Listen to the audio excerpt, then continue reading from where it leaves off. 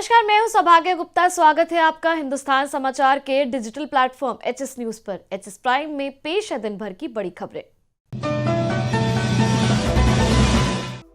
देश में लगातार दूसरे दिन कोरोना संक्रमण के मामलों में उछाल देखने को मिला है। पिछले 24 घंटे में देश में कोरोना के 96,551 नए मामले सामने आए हैं। 1,209 लोगों की मौत हो गई है। इसी के साथ देश में कोविड-19 के मरीजों की संख्या बढ़कर 45,62,000 से अधिक हो गई है।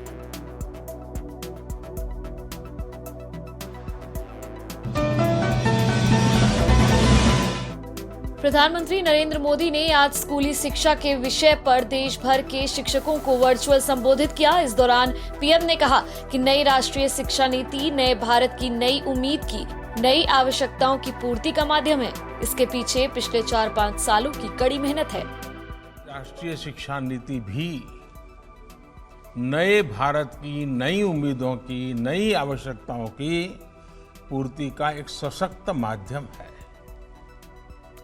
इसके पीछे पिछले 4-5 वर्षों की कड़ी मेहनत है।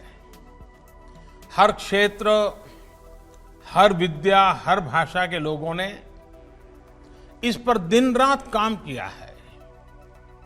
लेकिन ये काम अभी पूरा नहीं हुआ है। एक प्रकार से कहे तो ये काम की असली शुरुआत हुई है। अब हमें राष्ट्रीय शिक्षा नीति को उतने ही प्रभावी तरीके से लागू करना है और ये काम हम सब मिलकर करेंगे।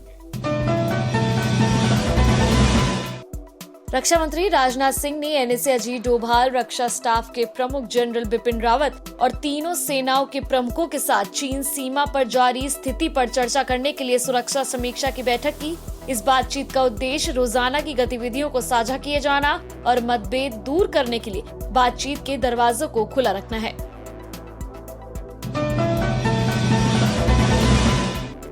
यूपी में निजी अस्पताल कोरोना संक्रमितों से नहीं ले सकेंगे अधिक शुल्क। नर्सिंग केयर, डॉक्टर विजिट और देखरेख के लिए सरकार ने शुल्क किया निर्धारित। ज्यादा पैसे वसूलने पर अस्पताल के खिलाफ एपिडेमिक एक्ट के तहत की जाएगी कार्रवाई।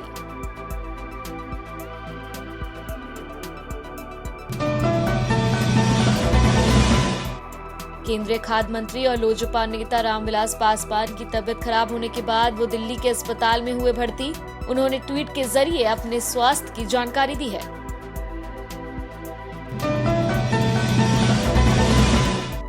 दिल्ली में राष्ट्रीय जनता दल के सांसद मनोज झा ने आज राज्यसभा के उपसभापति पद के लिए नामांकन दाखिल कर दिया है। वो इस पद के लिए विपक्ष के उम्मीदवार है। जेडीयू के राज्यसभा सांसद हरिवंश प्रसाद सिंह पहले ही बतौर एनडीए उम्मीदवार नामांकन दाखिल कर चुके हैं।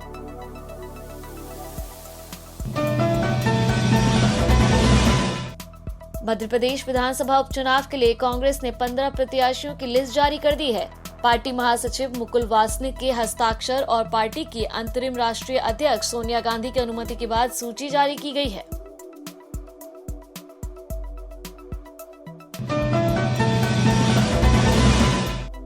अभिनेता सुशांत सिंह राजपूत से जुड़े ड्रग्स केस में आज रिया चक्रवर्ती और उसके भाई शौविक की जमानत याचिका कोर्ट ने खारिज कर दी है।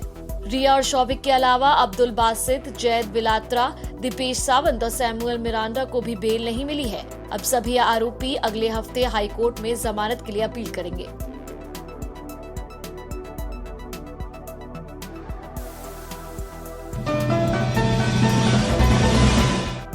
कंगना रनौत का दफ्तर तोड़े जाने पर महाराष्ट्र के पूर्व मुख्यमंत्री देवेंद्र फडणवीस ने आज राज्य सरकार पर निशाना साधा है। फडणवीस ने कहा कि दाऊद इब्राहिम का घर नहीं तोड़ा जाता, जबकि कंगना का घर तोड़ दिया जा रहा है। वहीं शरद पवार ने कहा कि महाराष्ट्र सरकार का कंगना के खिलाफ की गई कार्रवाई से कुछ लेना देना नहीं है। ये कार्रवाई बीएमसी ने की है। कंगना तो कोई राष्ट्रीय नेता नहीं थी। कंगना तो कोई ऐसा विषय नहीं था कि जो राष्ट्रीय स्तर पर चला जाए। आपने उसको बड़ा किया, आपने उसके घर जाकर तोड़ा। अब रोज शिवसेना के नेताओं के किसके किसके घर अवैध है, किसके ऑफिस अवैध है, चीजें बाहर आ रही है। आप दाऊद का घर तोड़ने नहीं जाते, उसका घर तोड़ने जाते हो। इस विषय को बड़ा किसने किया? बीजेपी का संबंध क्या है? चीन का दोगलापन आया सामने। चीन ने कहा, पाकिस्तान ने आतंकवाद के खिलाफ लड़ाई में जबरदस्त प्रयास और बलिदान दिया है। इसके लिए अंतर्राष्ट्रीय समुदाय को उसका सम्मान करना चाहिए और पहचान की जानी चाहिए।